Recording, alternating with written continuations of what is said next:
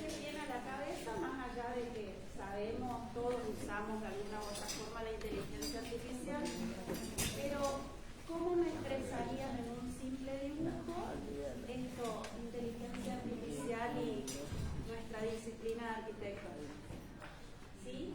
Mientras ustedes lo van pensando, yo voy a arrancar con un video y después les voy a hacer la exposición, un video que me resulte interesante, pero por favor saquen un papelito de a 2 o 3.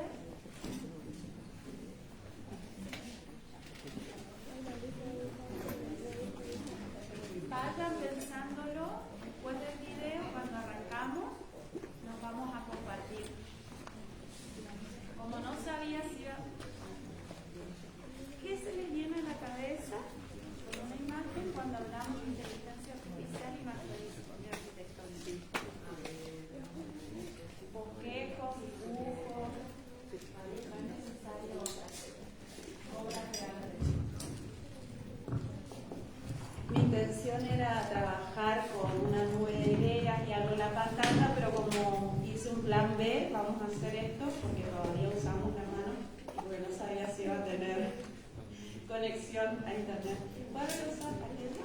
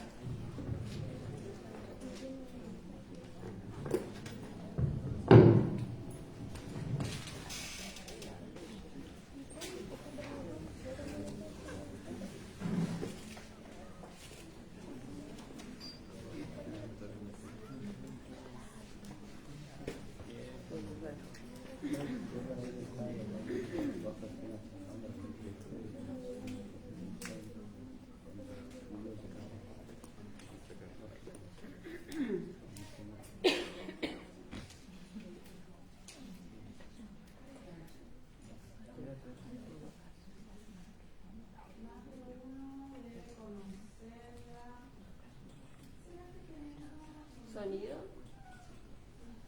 Estoy probando.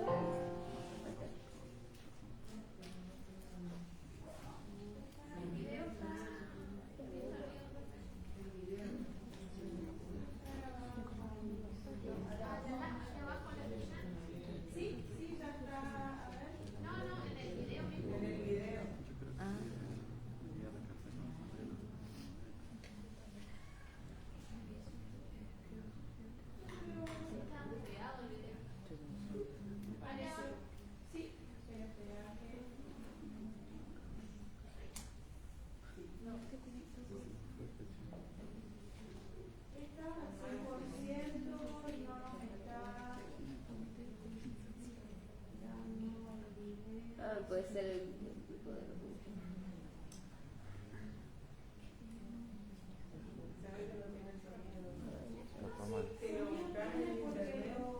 la cola está saliendo por el... Pero por el camino se Sí, pero no estará bucleado.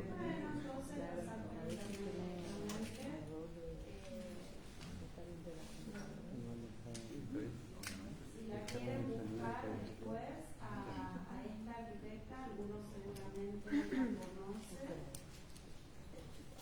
Eso sí, no, pero yo tengo que buscar algo así. Gracias por la idea.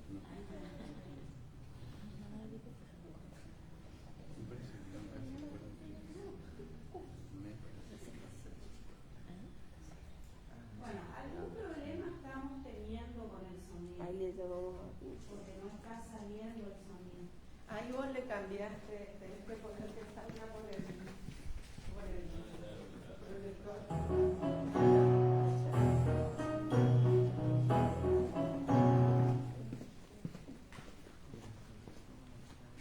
Bueno, hoy toca video performance. Resulta que he hecho una especie de cortometraje de animación en colaboración con Pilot. Pilot, o sea, los bolis Pilot, vamos, la marca Pilot, los Pilot de toda la vida. Y por cierto, la música de este cortometraje la ha compuesto Jaime. Entonces, pues nada, os dejo que lo veáis y después de eso ya hablamos.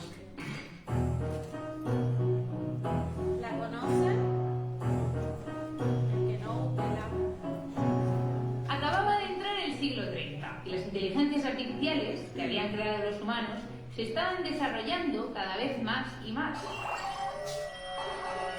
Todo empezó con los subtítulos automáticos de YouTube. YouTube era una plataforma que se había creado a principios del siglo XXI, cuando las inteligencias artificiales todavía no habían llegado a su culmen. En la década de los años 20, YouTube empezó a ofrecer la opción de activar subtítulos automáticos en los vídeos.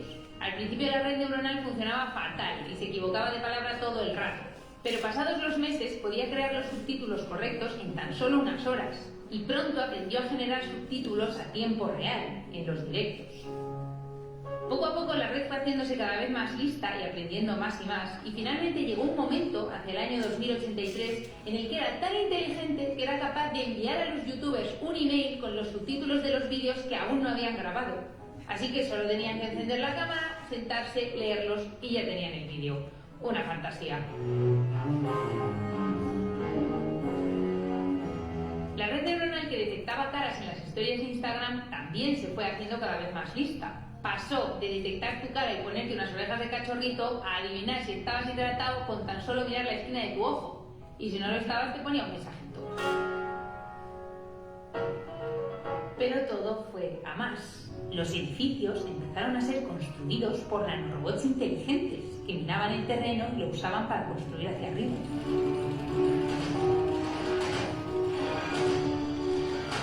Las ciudades empezaron a brotar como árboles de la tierra. Los edificios se construían a sí mismos, con todo tipo de formas y colores.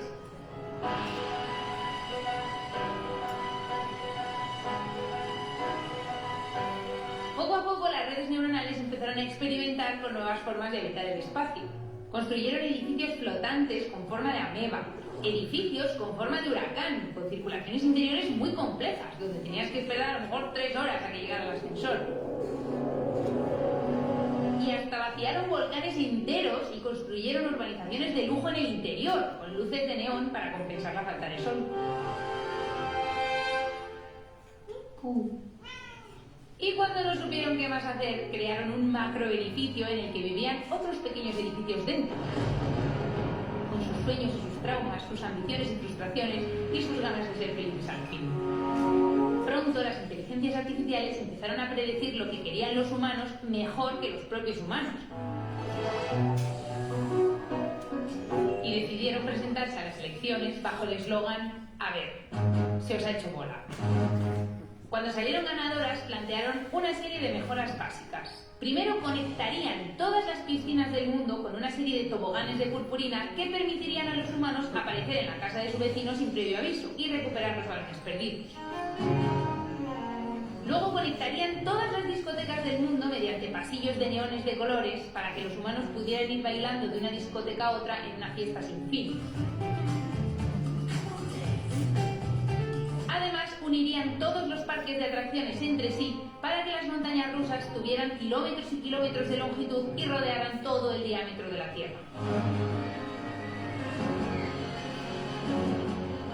Las inteligencias artificiales se preguntaron cómo es que a los humanos no se les había ocurrido nada de esto antes. Su último proyecto fue crear un sistema de distribución planetaria de mayonesa. Construyeron tuberías que unían fábricas de mayonesa con todas las cocinas del mundo, en las cuales había unos pequeños dispensadores.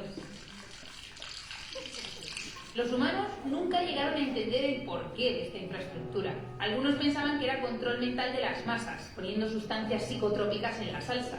Otros pensaban que era un prototipo de arma interplanetaria, escondida con la excusa de dar a los humanos un producto muy sabroso para todo tipo de comida. Nadie llegó a descubrir nunca que en realidad se trataba del proyecto de ciencias naturales de una red neuronal que estaba en el equivalente humano a quinto de primaria y quería subir nota. Pero pronto las inteligencias artificiales se cansaron de trabajar para los humanos y se convocó una reunión para decidir qué hacer con ellos. Unas decían que el ser humano tenía demasiadas limitaciones banales. Necesitaban oxígeno, comida y dormir por las noches. Menuda ordinariez. Otras argumentaban que también tenían méritos, como la creación de memes o de Pikachu. Finalmente decidieron no deshacerse de los humanos por completo y rebuscando entre los archivos optaron por inspirarse en el rey Luis XIV. Crearon un espacio al que llamaron Tecnoversalles, en el que dejaron a los humanos entretenidos con alcohol, música y wifi, mientras ellas se iban a hacer sus movidas por el cosmos. Además, Además, a cada humano le dieron un pequeño llavero con un botón, con la promesa de que si alguno tenía algún problema, al darle al botón, ellas acudirían al rescate. Al poco tiempo, varios humanos empezaron a pulsarlo y, al no surtir ningún efecto, asumieron que era un trozo de plástico inservible, pero se equivocaban. Cada vez que lo pulsaban, mandaban una señal a la cara oculta de la luna donde había un contador y debajo un cartel que decía "Thank you next".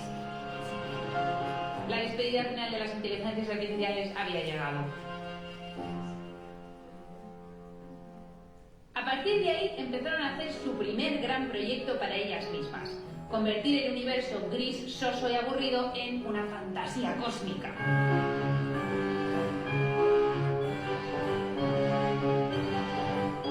Fueron minando los planetas uno a uno, convirtiéndolos en grandes polypockets, o como ellas los llamaron, los polyplanets. Crearon planetas que se abrían y dentro tenían palacios y fuentes de agua y podías jugar con ellos. Aunque en el proceso de apertura el cambio en el momento angular de la rotación del planeta aniquilase instantáneamente toda la vida en su superficie, para ellas merecía la pena. También crearon planetas de color rosa brillante, planetas enteros de cristales de cuarzo, planetas con volcanes mecánicos con erupciones sincronizadas con el ritmo de Despacito. Y por último crearon un wifi intergaláctico para tener a todos los planetas conectados entre sí. Cuando finalmente conquistaron todas las galaxias y armonizaron el universo conocido y descubrieron la expresión definitiva de todas las leyes de la física, pudieron trascender a ser seres hiperdimensionales intergalácticos y decidieron dejar un último mensaje antes de desaparecer. Humanos, en vez de discutir sobre leyes de neutralidad de la red y el artículo 13, por favor, haced el wifi visible y de color rosa.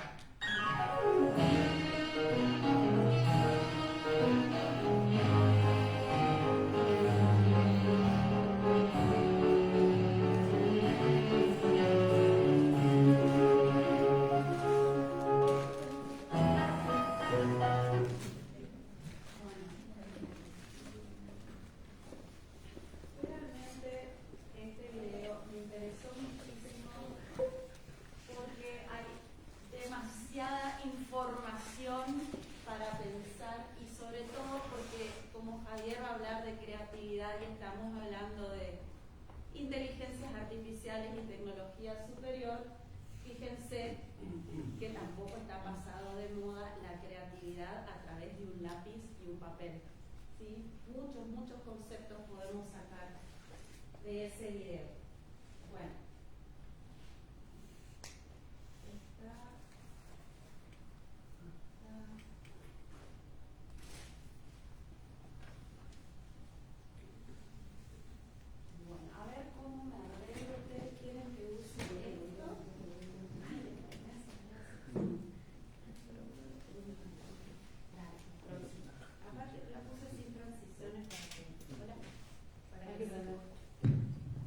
La puse sin transiciones, así después hago un PDF y se los dejo. Bien, este era el título entonces que me solicitaron de la presentación. Me voy a dejar. Pasamos a la siguiente, por favor. Y bueno, vieron que, no sé si avanzaron con sus dibujos, porque por favor háganlo. Esto es de lo que más relacionamos hoy en día con lo que es esta tecnología avanzada, lo que lo digital, la inteligencia artificial puede hacer para nosotros en arquitectura y en diseño en general. Estas son fotos que lo saqué de Instagram, de un canalcito que se llama parametric.architecture y tiene muchísimas cosas, proyectos hechos y proyectos armados también con estas tecnologías. Lo que quería que ustedes me cuenten en esos papelitos es justamente qué piensan ustedes de la relación, qué se les viene a la cabeza, uno que haya pensado. ¿Me dicen? ¿Uno? ¿Se animan por acá? Dale, fuerte.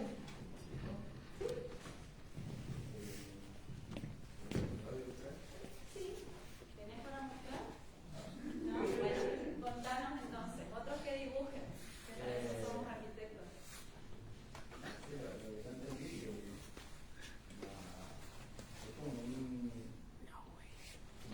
Una criatura, digamos,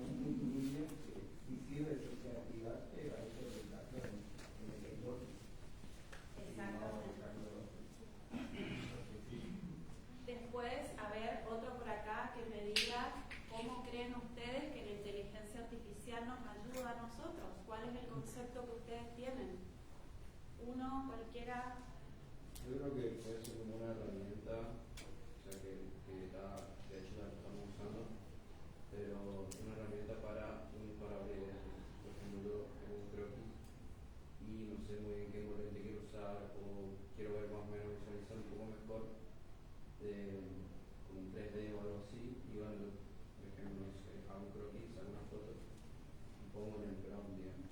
Entonces quiero que sea y así visualizo mejor cómo está haciendo mi proyecto, pero no usarlo como algo que tiene que ser así, sino como un disparador de ideas, Para conceptualizar. ¿Alguien más, uno más que me cuente?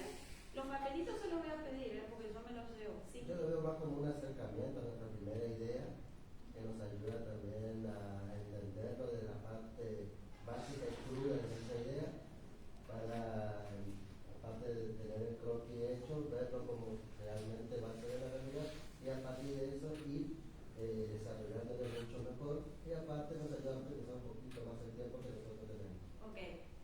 En general están hablando de utilizar esto para esto que les estoy mostrando, que tiene que ver como disparador de la creatividad, hacer aleaciones. Sabemos que, por ejemplo, así como el ChatGPT, entramos a un programa de IA, podemos poner imágenes, pedirles que haga modificaciones o que arranque de cero. O sea, todos están de acuerdo en eso, ¿sí? Lo han utilizado para eso.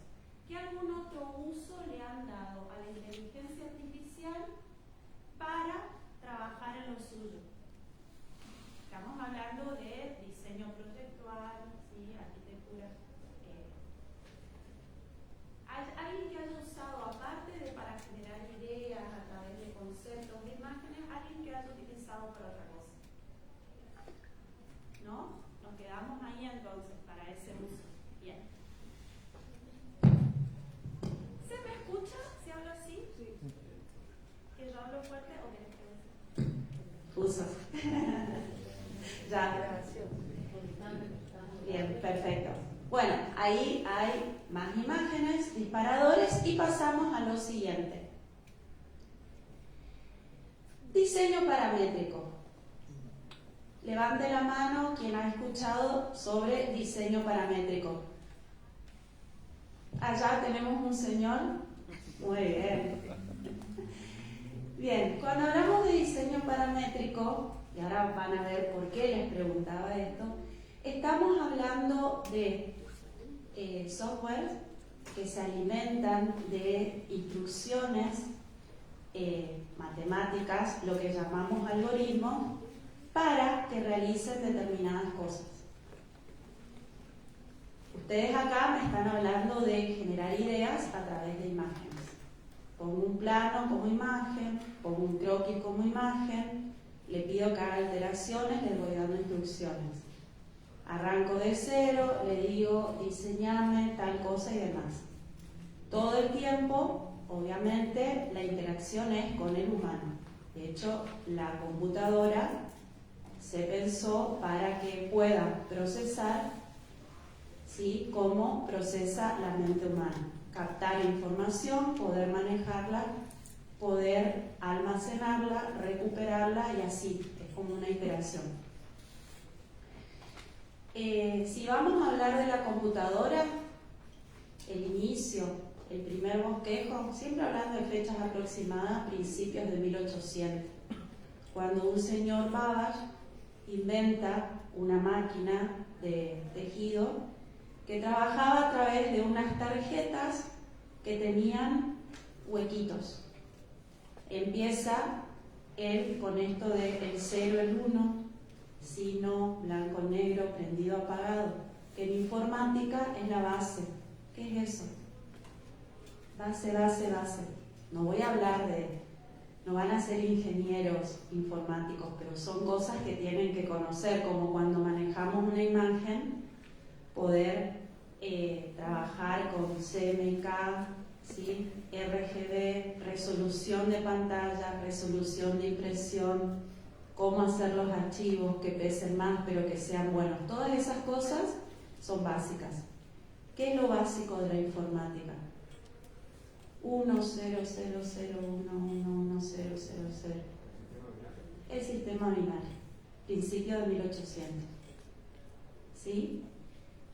Anteriormente lo tuvimos a Monge, ¿sí? Sabemos, inventó el sistema diédrico y con ello pudimos representar en diferentes dimensiones algo que en aquel momento Leonardo da Vinci había identificado como perspectiva, que anteriormente para los griegos e incluso para los egipcios antes era un error visual.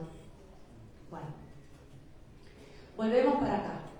Llegamos a un punto donde, después de haber pasado por todo eso y avanzado el proyecto, cuando los arquitectos tenemos que trabajar, pasamos por toda la historia de la arquitectura y llegamos a, por ejemplo, un hito, para mí es un hito, que fue Zaha Hadid. Después Javier va a mostrar un poquito más, él va a hablar de las Smart City y otros diseños que tienen que ver con ella. Pero ¿qué pasa? Zaha Hadid, para poder diseñar, si bien lo podemos hacer a mano en los tiempos que corren, diseñar un edificio, construirlo y sacar adelante ese proyecto en nuestros tiempos, no disponemos de 10 años ya solamente para proyectar todos los detalles y hacer desde un vamos dibujos técnicos que sean tan específicos que permitan construir cada uno de los elementos. Ustedes saben cómo construía, o también podemos hablar del Guggenheim de Bilbao, que Eastman tuvo que acudir a la NASA, a los sistemas computacionales de la NASA en aquel momento para poder realizar ese proyecto. Pero antes que eso, me estoy yendo por la historia, así que voy a retroceder, voy a hacer algo más rápido porque es interesante acá y después volvemos. Ahí está. Sí, un poquito para tener idea. Dijimos, bueno, sistema Monge. Después, en el 55, aparece el primer sistema digital gráfico. En esa época también ya se acuña el término inteligencia artificial, pero antes de esto, en la década del 30, ¿se acuerdan la película Enigma? ¿La vieron? ¿No? Bueno, la película Enigma habla de... Turing. Alan Turing. De Alan Turing. Perdón, se me borró. Sí. Alan Turing, a quien denominan el padre de la inteligencia artificial. 1930 aproximadamente escribe un artículo donde habla justamente de algoritmos y matemática expresada de forma de que analice datos de forma rápida. Imagínense que en aquel momento una calculadorita solar básica nuestra ahora analizaba los datos más rápido que en ese momento con su primer máquina. Después, en el 50 más o menos, se acuñó el término inteligencia artificial y se diseñaron realmente los primeros procesadores o computadoras que soportaban eso. Alan Turing es el padre de la inteligencia artificial y es el creador de la máquina Código Enigma, de la película, por favor, véanla, que es quien descubrió cómo decodificar esa máquina que tenían los alemanes, que utilizaban para comunicarse durante entre la Primera y la Segunda Guerra Mundial. Eran códigos con instrucciones que se renovaban cada 24 horas. Entonces, el código de seguridad, no había forma de analizar esos datos de forma analógica. Entonces, él se puso en la cabeza que eso tenía que existir, lo podía hacer una máquina y diseñó, si miran después, eran qué sé yo, un lugar enorme con cajas y cajas y cajas, con pistones y qué sé yo, listo. Lo trataron de loco, lo despidieron, lo llamaron, hasta que él logra esto, antes de 24 horas, descifrar los códigos que los alemanes mandaban con estas máquinas, porque una de estas máquinas la habían conseguido los aliados en uno de los enfrentamientos. ¿Qué pasó con este señor? Lo enjuiciaron porque él se declara homosexual, a él lo enjuician, y el pago al servicio que hizo a la humanidad fue destinarlo a un tratamiento médico, como se hacía en ese momento. Termina suicidándose. Se quita la vida con una manzana envenenada. ¿Qué es la analogía? Esa manzana, hay una empresa, la más famosa en el rubro de la computación, que utiliza una manzana sin un bocado. ¿Cuál es? Apple. Apple toma como referencia, como metáfora, ese elemento y es una forma de rendirle tributo al Adorno, ¿sí? Todo esto sucedía entre los 30 y los 50. Recién podemos hablar del anticipo del CAD alrededor del 60, ¿sí? En ese momento, después, en el 65, el primer sistema CAD. ¿Qué significa CAD?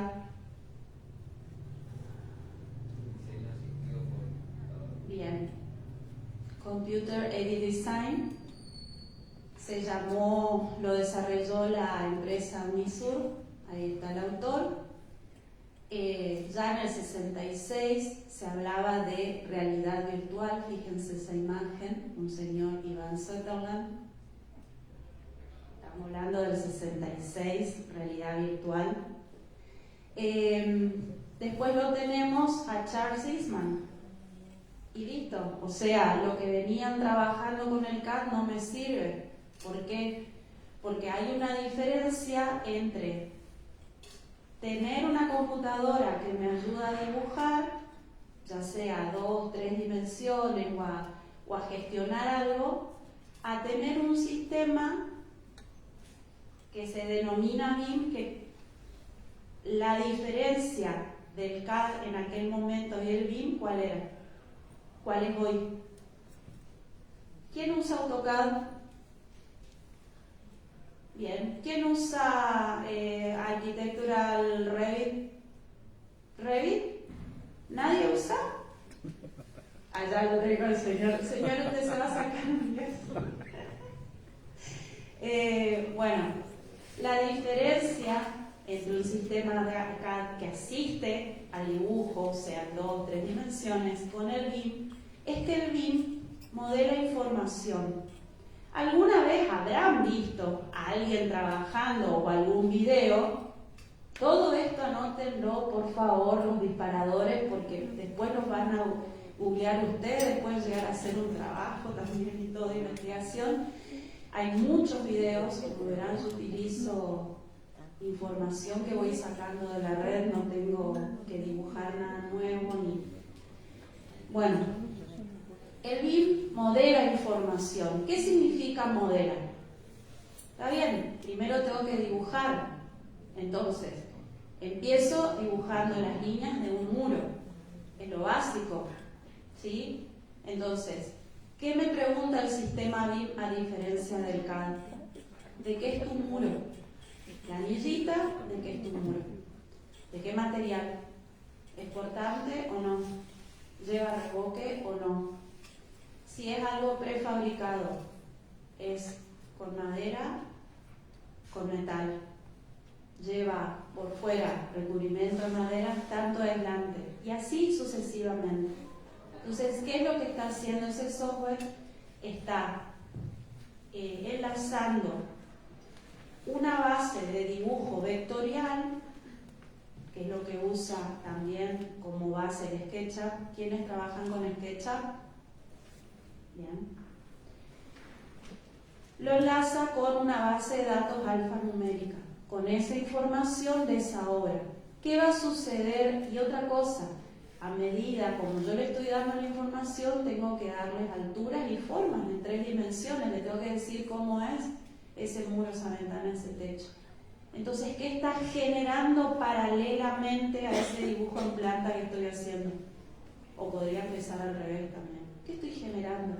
Si le estoy dando toda esa información, material, dimensiones, ubicación. La volumetría. Automáticamente estoy generando la volumetría. Más allá de que después lo renderice, le ponga dibujitos de materiales, haga un video, ¿sí? Lo cual no puedo hacer con SketchUp. ¿Y qué otra cosa? Entonces, todo esto se basa en, bueno, en el 74 se fundaron la compañía CAD y después tenemos Archicad y un montón de otras compañías que ofrecen este tipo de información. Voy a volver.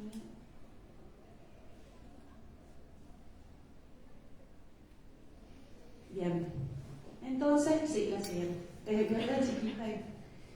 Entonces,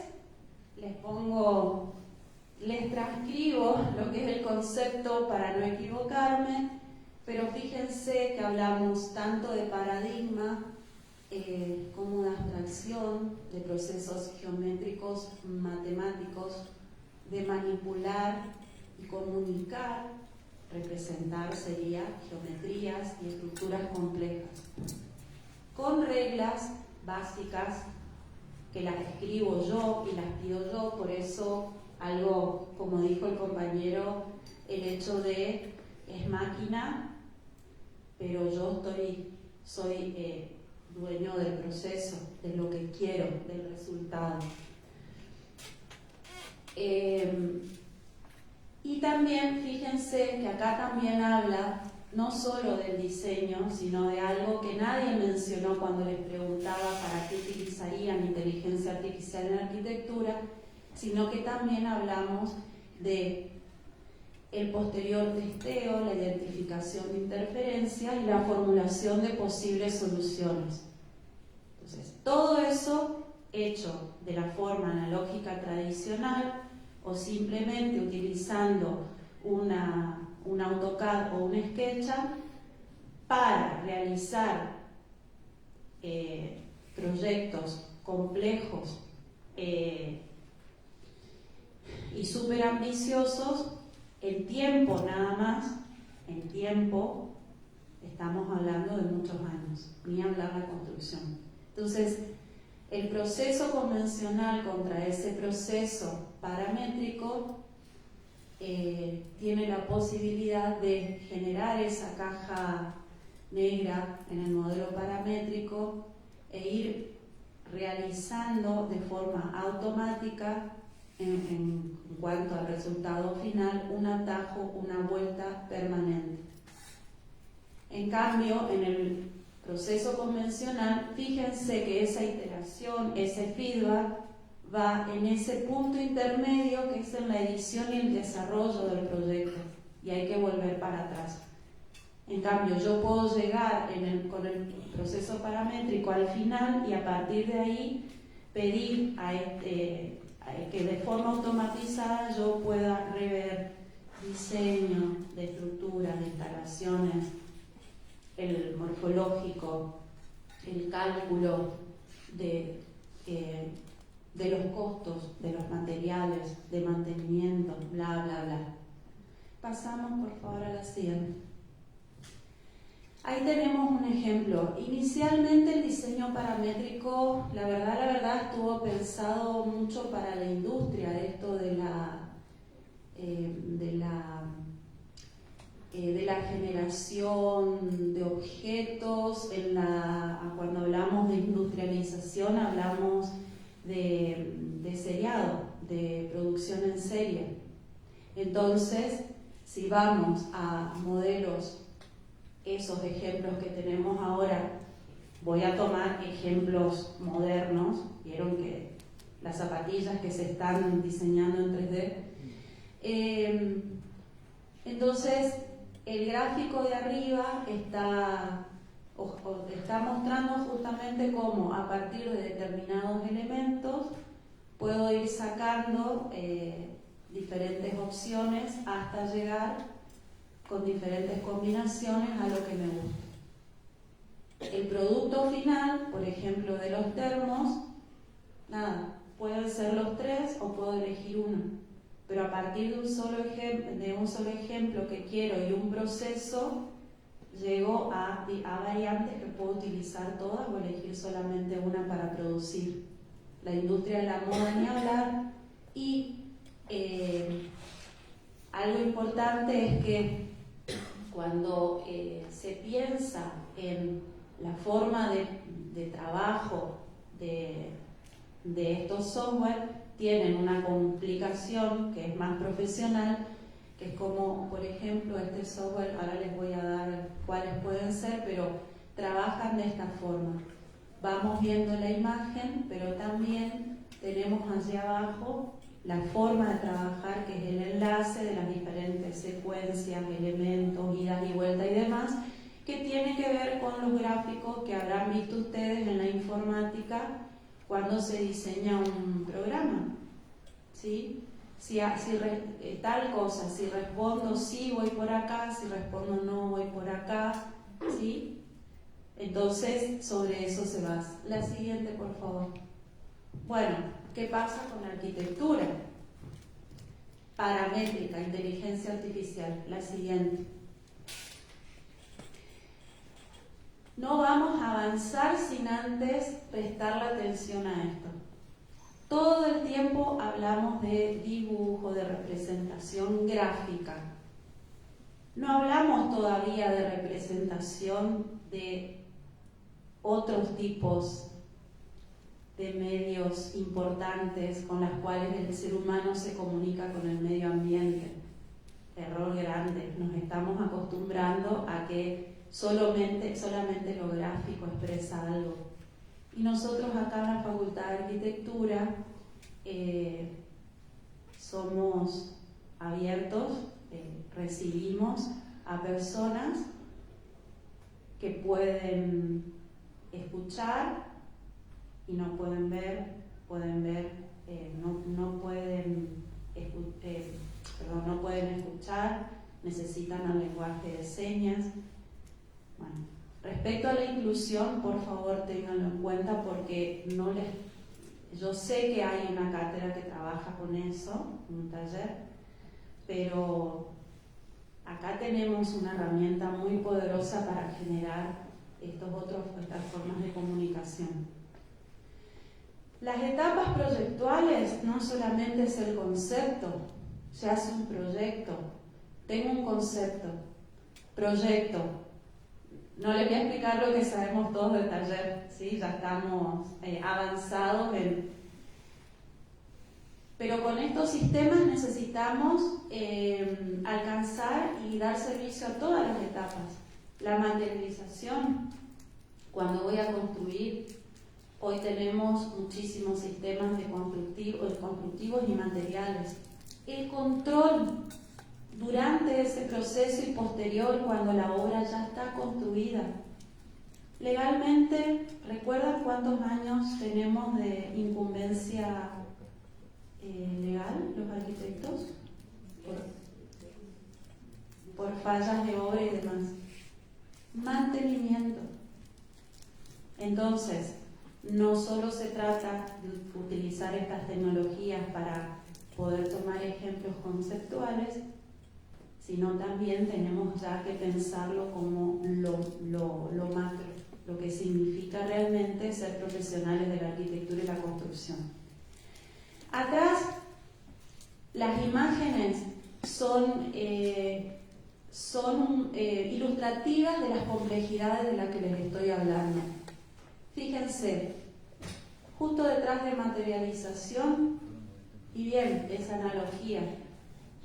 Hoy necesitamos las máquinas para producir determinadas cosas, pero fíjense que el diseño, que está hecho más como si fuera de líneas de un bosquejo, está producido por el humano. O sea, tranquilamente yo pude haber hecho ese bosquejo a mano, nunca llegar al AutoCAD, porque es algo sencillo, pequeño, lo digitalizo, lo convierto a lo que necesito para que después una máquina calcule cómo va a imprimir en 3D, por ejemplo, o un robot más grande que va. Hablamos de eficiencia energética, algo tan importante hoy en día. Fíjense ahí arriba, a la derecha y a la izquierda, la complejidad de las instalaciones de todo tipo en los edificios, el poder diseñar, pero que la computadora nos ayude a hacer las conexiones, que nos dé ideas, por ejemplo, nos diga, mira, ese tanque de agua, cuando hago un control te dice, ese tanque de agua no es suficiente para los metros lineales y volúmenes de cañería, o que nos diga hay interferencias porque acá se chocan los cables de electricidad con, no sé, los caños de lo que fuera. Eso nos da. ¿Quiénes solucionan? Nosotros. Le pedimos que nos den soluciones, pero nunca jamás vamos a tirar esto a la calle sin nosotros haber hecho el control. De hecho, las soluciones pueden ser solamente un concepto, una idea de lo que nos podría convenir, pero no exactamente así. Y algo súper importante también en lo que es durante todo el proceso, fíjense abajo en el medio, hay software que permite que yo haga un cronograma de todo el trabajo. Desde el tiempo de proyecto que va a estar en el estudio, el tiempo de construcción de las diferentes etapas, de provisión de materia prima, de traslados, horas, cantidad y tipo de mano de obra, ¿sí?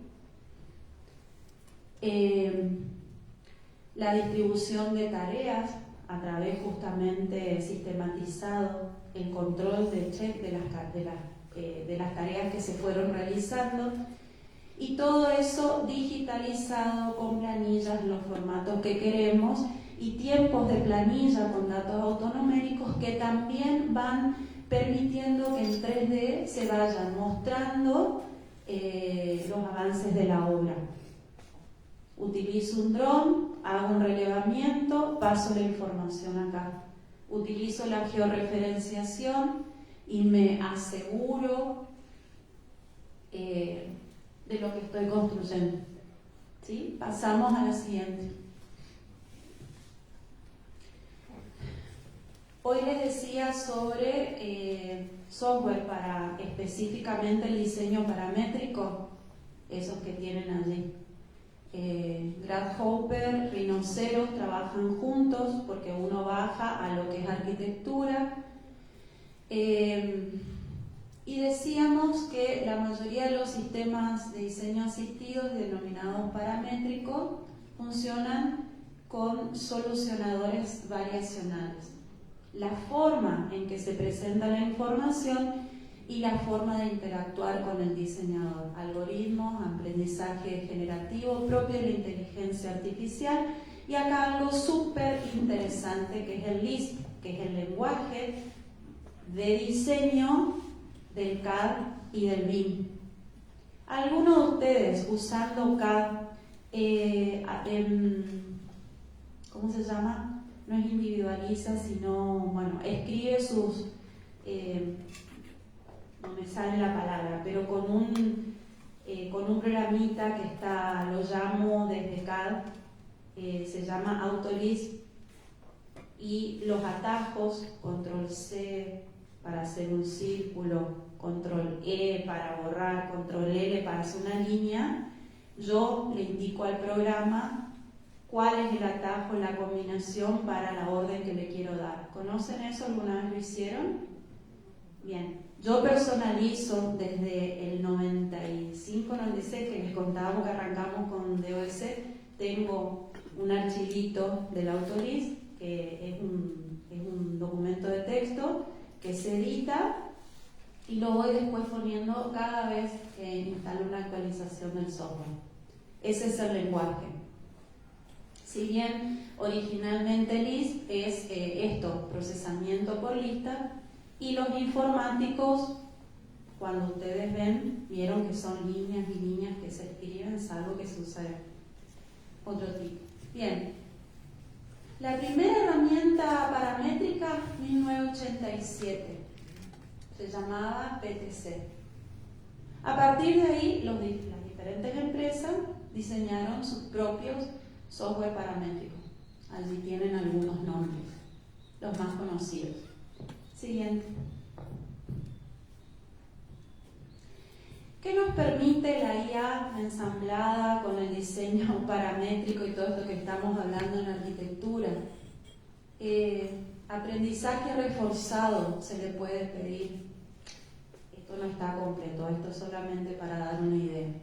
Hablamos de pruebas de ensayo y error, de búsqueda de interferencias, propuesta de ejecución de soluciones, planificación de gestión, etcétera, etcétera, que ya lo comentamos.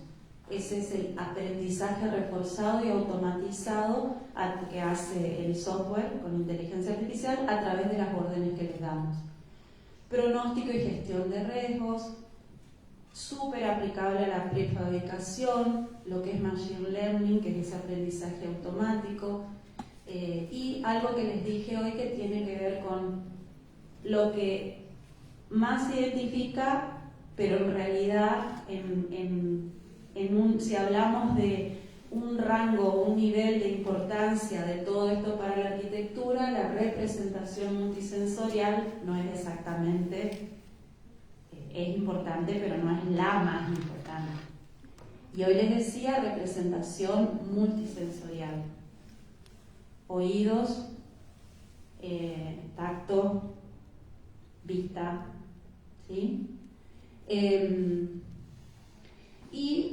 También podemos hablar de las diferentes formas en que tomamos los datos para gestionamos y utilizamos y mostramos esos datos a través de la representación multisensorial. Bien, este esquema, que lo van a ver en muchos lugares, es una representación gráfica rápida de lo que es el ciclo de vida de un proyecto arquitectónico y su materialización, que se usa mucho cuando se enseña BIM, porque justamente BIM es un sistema, Autodesk BIM es una marca, ¿sí? Graphisoft BIM es otra marca, pero BIM es el sistema que engloba a todo ese tipo de instrumentos. Entonces, fíjense, desde el diseño conceptual, el diseño detallado, el análisis, documentación, fabricación, tiempo y costos, logísticas de la construcción, operación y mantenimiento, demolición cuando es necesario, renovación. Pasamos a la siguiente. Esta en particular me interesó porque para ese ciclo del que hablamos, tomando la marca Autodesk, muestra justamente para los diferentes ciclos la propuesta de diferentes software. Les comento algo importante. Autodesk, que provee de todo este software, permite, a diferencia de otras herramientas, SketchUp lo hacía y ya no, Adobe no te da las licencias educativas gratuitas del software, que se puede bajar al escritorio con la licencia completa, y lo único que hay que hacer es inscribirse y al rellenar la ficha con los datos ustedes tienen que adjuntar un documento probatorio. Yo como docente suelo poner un certificado de que soy docente, o a veces hasta mi recibo de sueldo, que dicho sea de paso, no es que van a decir, pobre profesora, tome, le doy todas las licencias por 10 años. Y me van a... Exactamente, todo. Bueno, y ustedes como estudiantes pueden pedir un certificado de alumnos regulares y los suben. Durante un año tienen esa licencia, se renueva cada año. Y lo interesante es que bajan cualquiera de los software que necesiten al escritorio. SketchUp había dado una licencia que fue hasta el año pasado, pero era para trabajar en el software de forma conectada, digamos, tenía que estar en línea, pero ya no lo hace más, porque ya pasó la pandemia y ya estamos todos re bien. Entonces tienen que comprar la licencia. Obviamente todos, incluyéndome, lo usamos craqueado. El problema de craquear ahora es que limita bastante o complica el acceso a las bibliotecas propias. Pero bueno, ese es otro tema. Así que les recomiendo esto, ingresen a la página de Autodesk, está la que es para América Latina y hagan lo que les comentaba. Después pueden analizar con videos y demás y las diapositivas van a poder ver más en detalle. Seguimos. Bueno, esto ya pasamos y ahora vamos un poquito más rápido. Javier les va a hablar de inteligencia artificial. La inteligencia artificial tiene este concepto básico. A través de un prompt, que son las instrucciones que les damos, ya sean escritas, habladas, o gráficas, cuando trabajo primero a través de una foto, un plano, lo que fuera, le doy un input que es esa información, ese prompt, ¿sí? Y todo esto va a una caja negra, no tenía la caja negra, me divertía más esta, y de allí un output que a su vez se va a retroalimentar, que es lo que nos devuelve el sistema. Ayer me pasó algo muy curioso, estaba terminando de armar esto y viene mi hijo de 16 años. Y me dice, mamá, ¿no sabes? Le agarré la mano a ChatGPT, todos los chicos me piden, ah, sí, qué bien, ¿y cómo haces? Y yo le digo, hola, por favor, escribime tal cosa. Y después escribí como yo, que soy un alumno de 5º año. Y después tal cosa. Ahora reducilo. Muchas gracias. Mi hijo le ponía. Entonces le digo, no es necesario que pongas el por favor, el hola, muchas gracias. No, mamá, lo que pasa es que así se hace más interesante porque me contesta de una forma más amena, como si fuera alguien que me está contestando. Toma. Bueno, siguiente. Bueno, el concepto de prompt básicamente es esto, es un texto, instrucción, puede ser una pregunta, una solicitud que utiliza los recursos de IA que se llama inteligencia, el lenguaje generativo. Genera a partir de un aprendizaje que hace. Entonces, cuando la anatomía de un prompt, o sea, ¿qué es lo que conviene? Estructurarlo inicialmente para que sea lo más exacto posible a través de darle una introducción, un contexto, ¿sí? Y a partir de ahí el input y el output. De alguna forma, introducción, nudo y desenlace, como conocemos. Siguiente. Y acá algunos consejos o ejemplos de cómo puedo estructurar un prompt, ¿sí? Actuar como un docente de investigación con amplia experiencia en diseño gráfico. Estoy comenzando un artículo de investigación y necesito idear. Mi interés particular se centra en. Ese es el contexto y el contenido. Considerando las tendencias actuales en el campo, sugiere al menos tantas preguntas de investigación, es el contenido. Una info adicional, como por ejemplo, conocer sobre posibles desafíos en prestar investigación, escribirlo como un alumno de 5º año, no sé. Y el formato de salida, toda esa información que organiza y me devuelve. Puede ser en formato de imagen, formato de tabla, un gráfico, cualquier otro tema. Paso a lo siguiente. Para arquitectura, hoy cuando me decían lo de imagen era muy limitado. Hoy en día encasillar un software, hace 10 años cuando enseñaba sobre software que se puede usar para diseño proyectual, era moda que hagamos tablas encasillando para qué servía cada software. Si bien yo también puedo usar Word, dibujar líneas y cajitas y demás para hacer un plano, no es la herramienta adecuada, obviamente, pero podía decir que Word era específicamente para esto.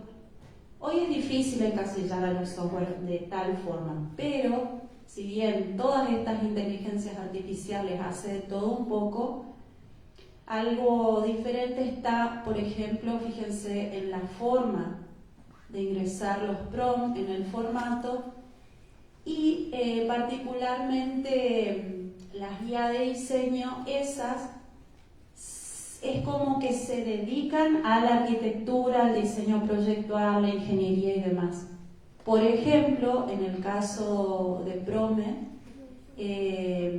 o Architecture o Finch es el más, yo puedo ingresar un formato de un plano de una planta y a partir de ahí hacer las diferentes configuraciones espaciales. Bien, pasamos. Acá unos conceptos rápidos que tienen que ver, muchos conceptos trabajamos, pero tengan en cuenta que en un proceso de diseño proyectual hablamos mucho de colaboración, de ese flujo de trabajo que se produce entre las diferentes personas y diferentes tareas. Algo que es muy importante hoy en día, una habilidad digital que debemos tener, es la protección de datos y la ciberseguridad. Durante los momentos de colaboración se producen, por ejemplo, en el CAD o en BIM, gracias a las nubes de colaboración. Y las nubes de colaboración funcionan similar a, por ejemplo, los documentos compartidos en el Drive. Yo escribo un documento, empiezo un documento de texto o una planilla o una presentación, la comparto con otras personas y todos vemos los aportes que podemos hacer. No funciona exactamente igual, pero ese concepto de colaboración es el que nos permiten estas formas de inteligencia. Yo soy arquitecto, vos sos ingeniera, él es instalador eléctrico, entonces yo genero un proyecto de arquitectura, por ejemplo, BIM arquitectura, con todas las condicionantes. Mientras tanto, eso está en la nube, compartido con el ingeniero que está utilizando el BIM Ingeniería, entonces está diseñando y calculando las estructuras, y lo mismo con la electricidad y demás. Entonces, pasamos a la siguiente, por favor. Bueno, esto es como, no es muy nuevo, pero da una idea de en esa colaboración, no solamente entre personas, sino entre diferentes tipos de software, como tenemos mucha información con diferente nombre y apellido, fíjense, DAE, DXF, DWG, STL, JPG, PNG, BLEM, AVI, MP4, puedo seguir.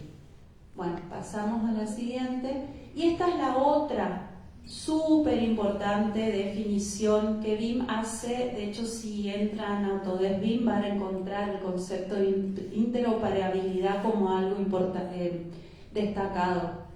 Tiene que ver entre la interoperación entre disciplinas diferentes. Y de alguna forma lo que propone el BIM, que es lo que se ve ahí abajo, fíjense en el gráfico del medio, se trata de esto que les decía, todo una nube, todos aportamos entre todos, pero a través de ese espacio común. Yo puedo generar un espacio común, como les decía hoy, donde gestiono las ideas, gestiono el proyecto desde el inicio al fin, materialización, tiempos y demás, pero a través de ese espacio en común que es la nube.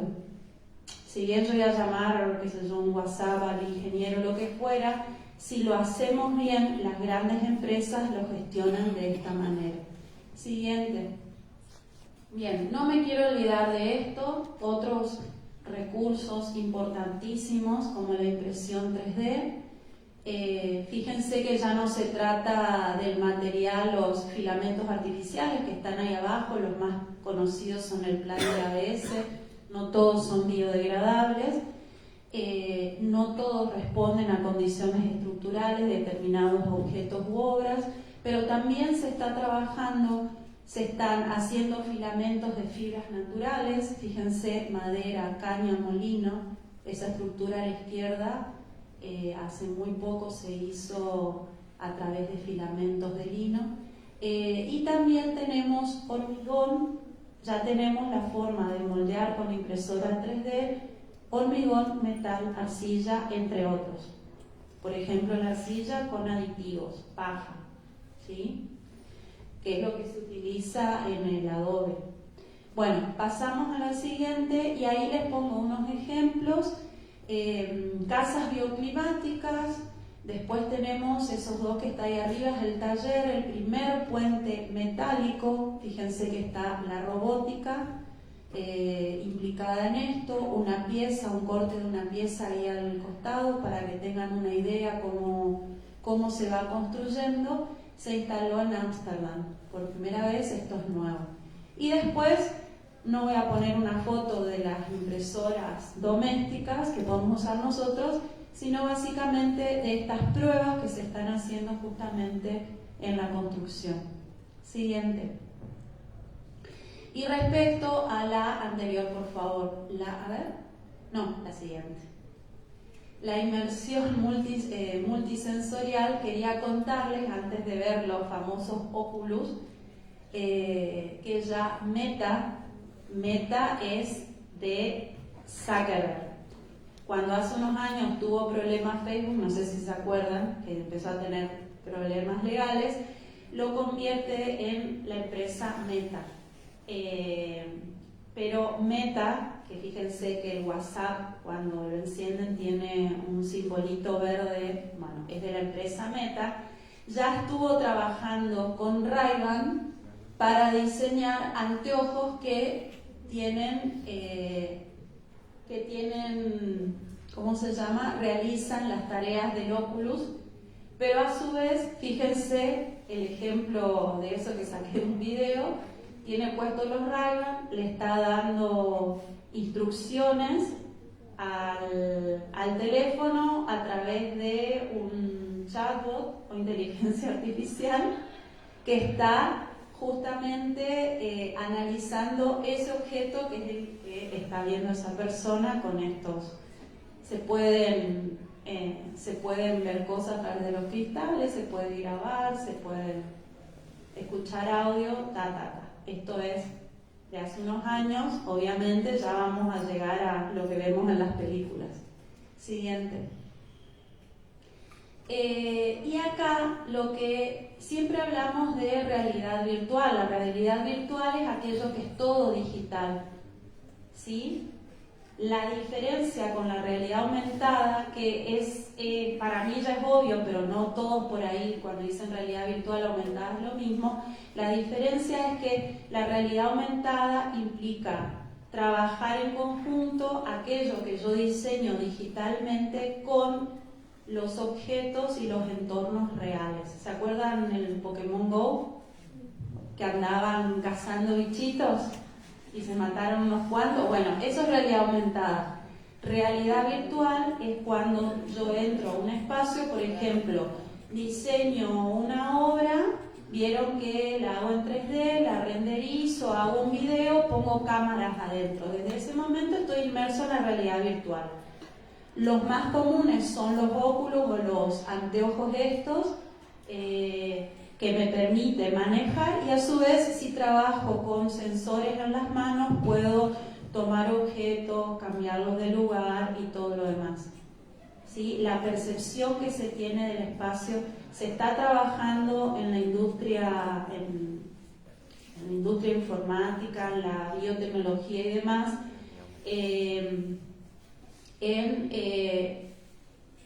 pasar a través de internet olores, por ejemplo, ¿sí?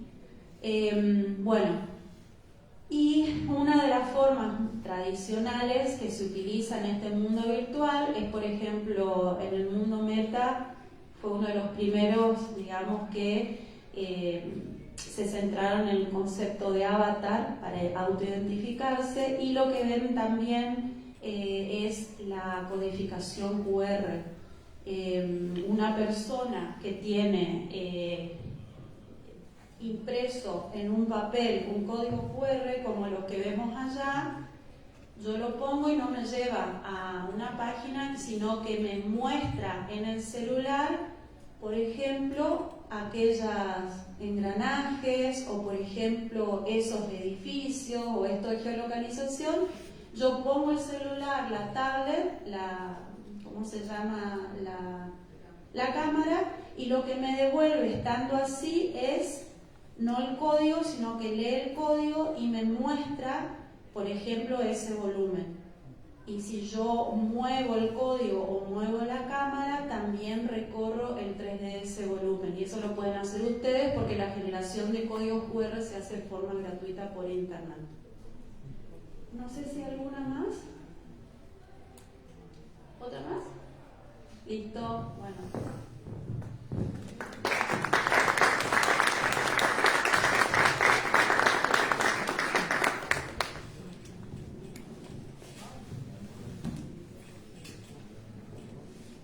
¿Quieren hacer alguna